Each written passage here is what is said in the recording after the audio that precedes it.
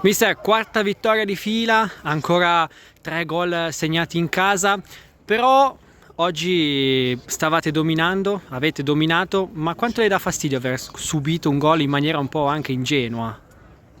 Abbiamo subito un brutto gol evitabile, un regalo, una squadra che vuole competere per vincere il campionato, comunque per cercare di stare lì in alto, non può permetterselo, quindi questi sono errori che vanno evitati, le ragazze lo sanno e quindi cercheremo ancora di più di lavorare su queste incertezze per eliminarle definitivamente. Ecco, però dall'altro lato ovviamente immagino ci sia gioia per come avete approcciato la partita nel primo tempo trovando subito il gol e poi anche nella ripresa, perché non è mai facile cominciare in vantaggio di 2 gol e segnare subito il terzo.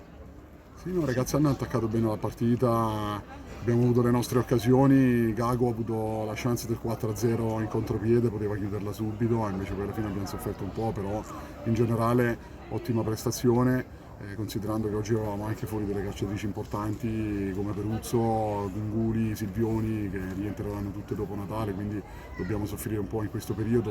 Ferina stretti i denti, non stava benissimo, avevamo altre 2 o 3 situazioni comunque non al 100%, quindi le ragazze sono state brave a soffrire, a stringersi, a compattarsi, a fare la solita partita comunque di dominio e niente, si sta crescendo, i risultati lo dimostrano, quindi direi quarta vittoria consecutiva e prima di queste 4 vittorie c'era stato il pareggio rocambolesco di San Marino che purtroppo ci ha tolto quei 2 punti che ci poteva portare in vetta insieme all'altro, al gruppone davanti a noi.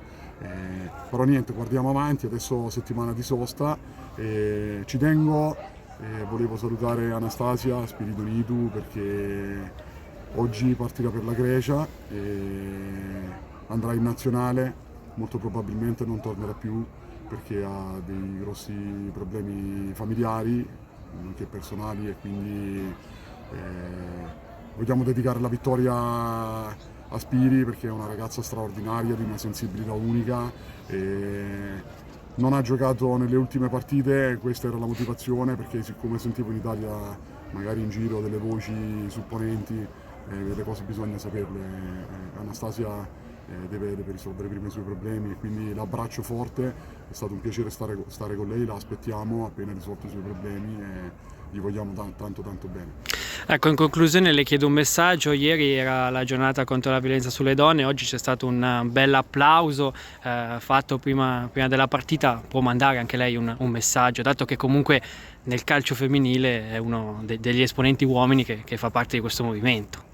Ma io le donne le alleno e quindi sono passato dal calcio maschile al calcio femminile e probabilmente se me lo permettono non tornerò più indietro, quindi sto talmente bene con le donne perché sono una risorsa infinita, niente da dire, cioè le donne vanno solamente amate, apprezzate, coccolate, non vanno assolutamente toccate mai e quindi dobbiamo essere noi bravi a far capire che in generale poi a prescindere dal sesso deve essere un mondo un po' più di amore e affetto e meno odio perché questa società ormai è andata in una direzione in cui devi per forza essere sempre dominante altrimenti non sei nessuno, non va bene così. Quindi viva le donne, viva l'amore in generale. Mister, dopo la vittoria di settimana scorsa, oggi arriva una sconfitta 3-1 in casa del Parma. Che cosa le lascia questa partita, considerando anche il fatto che insomma 3 gol subiti, 2 a inizio di frazione e 1 alla fine della prima frazione? E lascia che bisogna lavorare molto su questi piccoli dettagli perché non ci si può permettere di regalare nulla a nessun tipo di avversario. Oggi siamo mancate in quell'attenzione, in quella cattiveria che avevamo invece ritrovato una settimana fa. Ecco, abbiamo detto che voi avete vinto la seconda partita la settimana scorsa, arrivate da una fantastica promozione l'anno scorso, quest'anno però il campionato è un altro e ci sarà ovviamente da lottare fino alla fine per la salvezza. Sì, quello è il passato, ormai è passato, non possiamo farci niente, siamo il padrone del nostro destino, dobbiamo solo pensare alla prossima partita. Le faccio l'ultima sulle scelte di formazione iniziale. Settimana scorsa avevamo visto una difesa 4, oggi è partito con la difesa 3. Qual era il suo reale obiettivo? Allora, ti interrompo, oggi è il 25 novembre, secondo me la formazione migliore è l'1-5-2-2 e dobbiamo ricordarci che è sempre 25 novembre. Vi ringrazio, buona serata. Gaia, quarta vittoria consecutiva per voi, oggi addirittura sei partita titolare e 2 gol, mi permetto di sottolineare il secondo molto bello. Sì, sono molto d'accordo con te e sono anche molto felice per la squadra perché l'umore è alto e c'è tanto sacrificio e molto cuore. Ecco, adesso ci sarà la sosta, poi dopo si tornerà nuovamente a giocare. Qual è il vostro reale obiettivo in questo momento in vista poi anche del nuovo anno?